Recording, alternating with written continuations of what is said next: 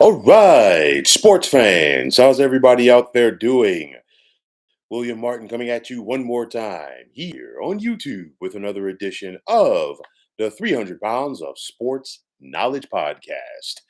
The conference that was left for dead due to football realignment 11 years ago is alive and very well. Earlier this week, the Big East Conference secured a television deal for the next 6 years to cover both their men's and women's basketball. And this deal is going to be with Fox, TNT, and NBC as one of college basketball's premier conferences has come out of this thing smelling like a rose.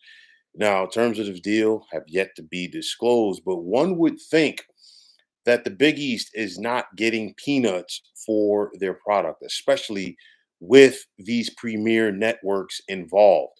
Fox will continue to operate as the epicenter of basketball for the Big East, while NBC, who has been making a strong push to get back onto the basketball scene, will get its fair share of games on its network as well as Peacock. The new kid on the block is TNT, as this is going to mark their first go round with a college basketball package. So there's a lot of different ways to look at this. First and foremost, Val Ackerman, the conference commissioner for the Big East. To me, I do believe that she is playing chess while everybody else is playing checkers. She just knows how to go out there and get the job done for her league. You look at the Big East, they have a product that the networks want, as this is a conference that is full of quality basketball programs. You just look at it like this: four national titles since 2016 for the Big East, two by Villanova, and of course, the most recent two by the University of Connecticut. And no conference over that span, any other conference over that span, can toot to that as far as men's basketball goes. You look at this league being littered by quality head coaches in men's basketball, just to name some of them: Dan Hurley, Rick Pitino, Greg McDermott, Shaka Smart, Thad Matta, and Sean Miller. And like I said, just to name a few. This deal is going to kick in for the following year. But nonetheless, there are going to be some programs here that are going to be must see TV. Most recently, going to talk about Connecticut and St. John's. I mean, you look at the Red Storm; they're coming under Hall of Fame head coach Rick Pitino, and of course, we know what UConn means to college basketball right now, especially with their head coach turning down the Los Angeles Lakers and deciding to come back to Connecticut. CBS is going to be the odd network out on this deal, but that will not slow down their express. I mean, you think about it, just for one, from a college basketball perspective, CBS still has the Big Ten. We've seen what CBS has been doing in college basketball recently, the NFL, and so many others, you name it. So their express will continue to steamroll. But there's a lot of things to look at here for the Big East. And, I want to go back to what I said earlier. This was a league, okay, that was left for dead 11 years ago with the college football realignment, excuse me. You think about it, the heart, the guts, if you will, of the Big East were taken out when the likes of Syracuse and Pitt decided to leave for the ACC because of the football money, okay? And it's one of those where the basketball programs, the basketball schools, if you will, had been disrespected for so long. And I credit the folks that hung around in the Big East, and it was the basketball centric schools that they decided to get back to their roots, and the roots that made the Big East Conference what it is and what it has been basketball. You think about the 80s, you think about the 90s, and still to this day, even with all of these mega conferences, and I know the Big East was one of those mega conferences as well at once upon a time, but nonetheless, the Big East is the only league that still can say, hey, we sent three schools to the Final Four in the same year. The Big East is also the only conference that could say, hey, we had three one seeds in the same NCAA tournament. Okay, so it's one of those deals where they got back to their roots. They got back to basketball, and they have focused on basketball. And it's not just about basketball, but it's about the programs, it's about the coaches, and it's getting back to things. And I think a big thing for the Big East was bringing in Connecticut back to the fray. Connecticut was a fish out of water in the American Athletic Conference, and we see what the Big East means to UConn and what UConn means to the Big East. But nonetheless, um, they've survived this thing. Okay. And I think this deal is proof of that. Fox believed in the Big East 11 years ago. And now you have other premier networks that believe in this product as well. And I think, everybody's united. It looks like it. And I think this league is going to be around and continue to flourish for quite some time. So, with that said, I've talked about this before, and I'll bring it up again, just speaking hypothetically. Would the Big East look to expand? Now that they have their new TV deal, possibly, but I'm not going to sit up here and hang my hat on it. I talked about it last year, just hypothetically, because it had been rumored.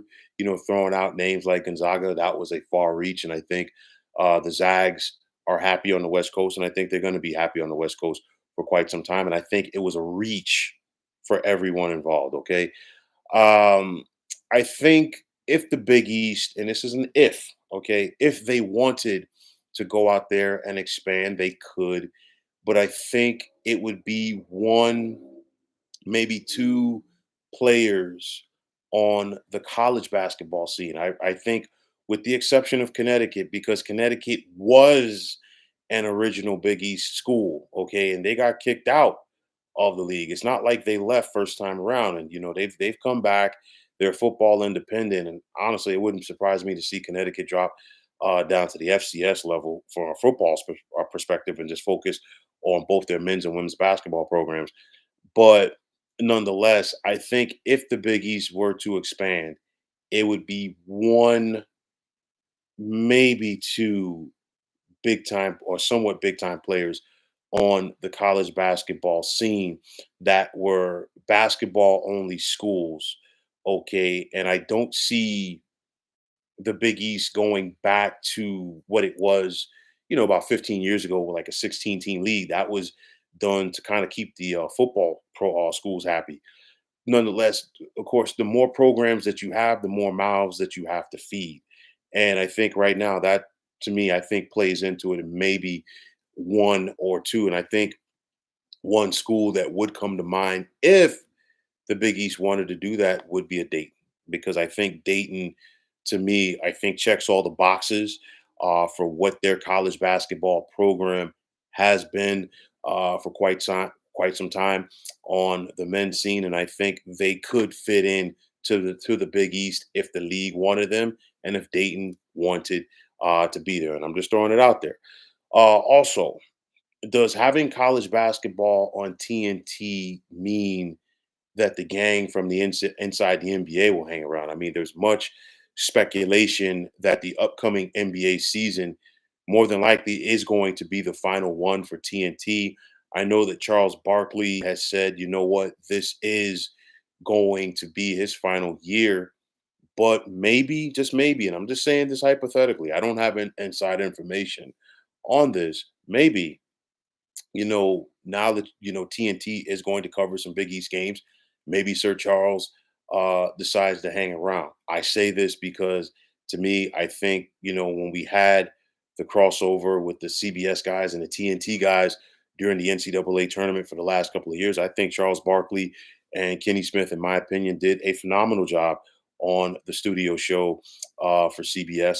So I'm just throwing it out there. Maybe it's a possibility. Maybe it's not. We just got to wait and see. But again, I think the Big East is on some solid ground here. Of course, you think about the Power Four and what the ACC has done, the Big Ten, the Big 12, and of course the SEC, and now, unfortunately, the diminished Pac 12, if you want to call it that. But I'll say it like this: not too bad for the Big East this year. They had a back-to-back national champion in men's basketball. They only got 3 bids for the NCAA tournament. They got jobbed on that, okay? But then only the Pac-12 produced more draft picks in this week's NBA draft than the Big East. Okay, the Pac 12 had nine, the Big East had eight. Four of those came from Connecticut, and I think they're going to have more next year just due to the programs at both St. John's and Connecticut. Okay, so I think the Big East is heading upward again. They are still a premier league in men's basketball. They should be revered and respected. I think this was a good season this past year for the Big East, but I think the upcoming one will only be better. And of course, with these TV deals in place, with the media exposure in place for the league, I think this conference is and will continue to be one of the premier players in men's basketball. So, folks, that is going to wrap it up. And as always, I want to take this time out to thank all of you for tuning into the 300 Pounds of Sports Knowledge podcast here on YouTube. I want to take this time out to thank all of you fine folks out there for tuning in. And if you haven't already, please feel free to subscribe to this channel. Now, if you're on the X, formerly known as Twitter, please feel free to follow me at 300 Pounds of Sports. And like I always say, if you follow me, it'll be my pleasure to follow you right back. There's also the sports discussion group on Facebook at the Sports Depot 365. Now you can check it out. Drop a line and be a part of one of the better sports debating sites going on social media. So, once again, fine folks, my name is William Martin, and I am signing off. And I'm saying take care and have yourselves a wonderful day.